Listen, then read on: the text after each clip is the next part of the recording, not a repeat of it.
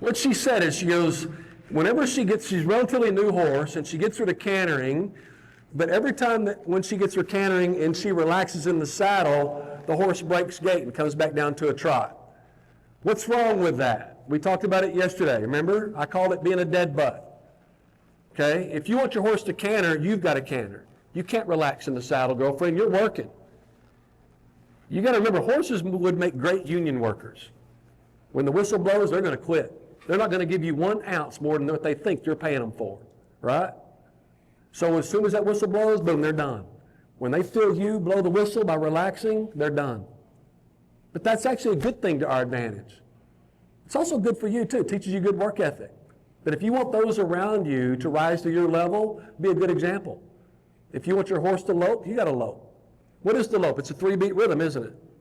So as you're loping, you need to keep your body in a 3-beat rhythm. You also need to be very attentive, meaning that the horse, I've never seen a horse throw a secret at somebody. I mean, I've trained literally thousands of horses, people, and I'm not boasting. It's just, and I've screwed up most of them. But I've trained a boatload of horses. Out of all of my years, I've run across 2 horses in my lifetime that were what I call counterfeit, that you couldn't know what they were thinking, and when something happened, it was an explosive type situation. And I've worked a bunch of them. And out of all of those thousands, 2 were counterfeit. And it wasn't just me that couldn't read them. I mean, I went to some other pretty good hands. I mean, can y'all help me with this sucker and tell me what I'm doing wrong? Boy, you need to get rid of that horse, man. That sucker's going to kill somebody. It's 2 out of all of those. So what I've learned is horses are crazy honest. They put all their cards on the table, and they say, look, this is what I'm going to do. So I look at it this way. If the horse does something one time, I make a mental note. The second time they do it, there's another mental note. The third time, I know it's a pattern. There will not be a 4th time. My brain tells me to be ahead of them. I know what they might do now, and I'm going to be prepared for it. Why? Because I've seen 1, 2, and a potential 3rd, and I know there's not going to be a 4th, because that's a pattern. So once the horse breaks gait when I relax, that's going to tell me 2 things. Number 1, don't relax. And number 2 is because they did put their card on the table, when I do feel the horse begin to break gait, maybe she just interpreted me relaxing. Maybe I'm still loping, just like the horse did with me over here a little while ago. She almost broke gait right over there. Almost is the key thing. See, because the minute I felt her break rhythm with me, I put that outside leg on to squeeze her up. Without even thinking about it, you see? I don't even think about it anymore. I just do it. The name of my podcast is called Ride Every Stride for 2 reasons. Ride every stride. In other words, for you to be active with everything that you're doing with your horse, riding every stride, you have got to live in the moment. There's a humanship lesson for you. The horsemanship lesson for you is these horses live in the moment. Nothing drives me crazier when people say stuff like this. And I'm sure you guys have heard these stories. You may have even experienced some of them. Have you ever heard a story when somebody says, man, I was riding my horse, but I got rid of that old horse because she always dragged me underneath a tree. Or she'd rub me off against the fence. And I'll listen to people pretty callous-like. I mean, my face might be going, oh, really? No kidding? Well, I'll be. That's my polite way of saying, well, bless your heart. Really? No kidding? Well, I'll be. Bless your heart.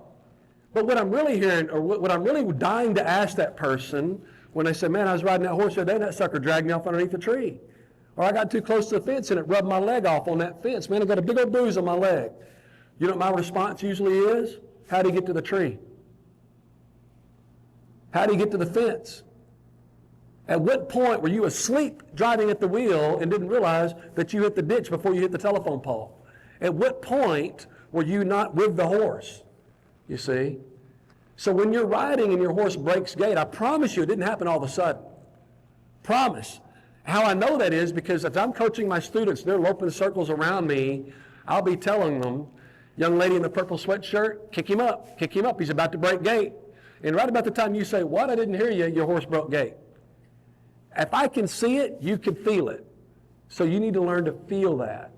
The other thing is you need to, and again, the reason I call it dead butt is because it kind of gets people's attention. But if when you get up here in the saddle and you're not riding with your horse, you're just kind of sitting there like a passenger, which is what our presentation is this afternoon. If you're just sitting here like a passenger, in other words, you're being way too passive, you may look really quiet in the saddle, but your horse oftentimes will get very resentful because you're not helping them maintain that gait. And if you're not helping them maintain the gait, when the horse breaks the gait, what do you normally do? Kick them in the belly. And the horse says, wait a minute, you weren't helping me, but every time I do something, you kick me in the belly. Before you know it, you're going to see horses get pretty resentful about getting kicked in the belly with no warning. They would simply like to have a little encouragement along the way.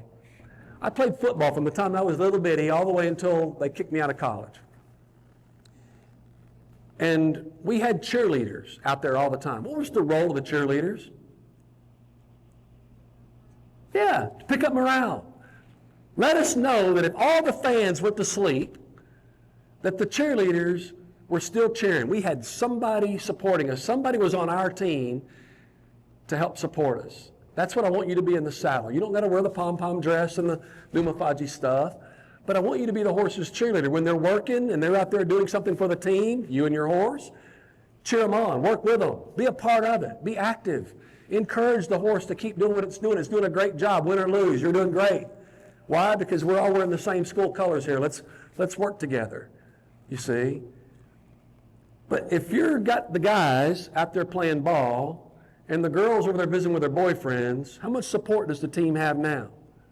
None. So your moral support, despite your cute little uniform, was unproductive, right?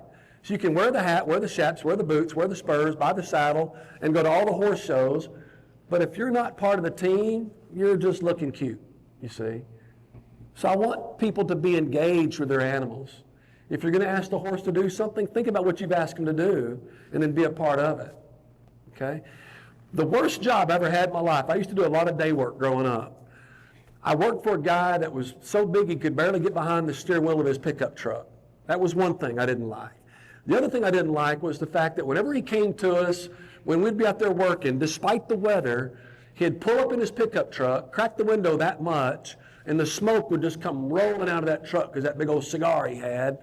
And he'd yell at us, hey, y'all work them cattle loose sections. He'd just bark in orders. I'm telling you, I'm an extremely obedient person. If somebody gives me a job to do, I'm going to do everything in my power to do that job for that person, especially if that person's a yahoo that's going to pay me. I'm going to work my butt off for that guy. I learned from a very young age, you ride for the brand. You work for the man that's paying for you. Whether you like him or not, you do a job. But I'm telling you, every time he pulled up and rolled that window down, that smoke come boiling out, and that obnoxious voice come talking out behind that cigar, there was something inside of me that says, man, I wish that fat sucker would get out here and do something with us. Why don't he get out here and get some of this rain and mud and slop and cow crap? You see? But I still did my job. Don't be the fat guy in the truck with the smoke blowing out of the window. You guys understand what I'm saying there? Get working with your horse. Don't give him a job that you wouldn't do yourself, okay? Be a part of the team.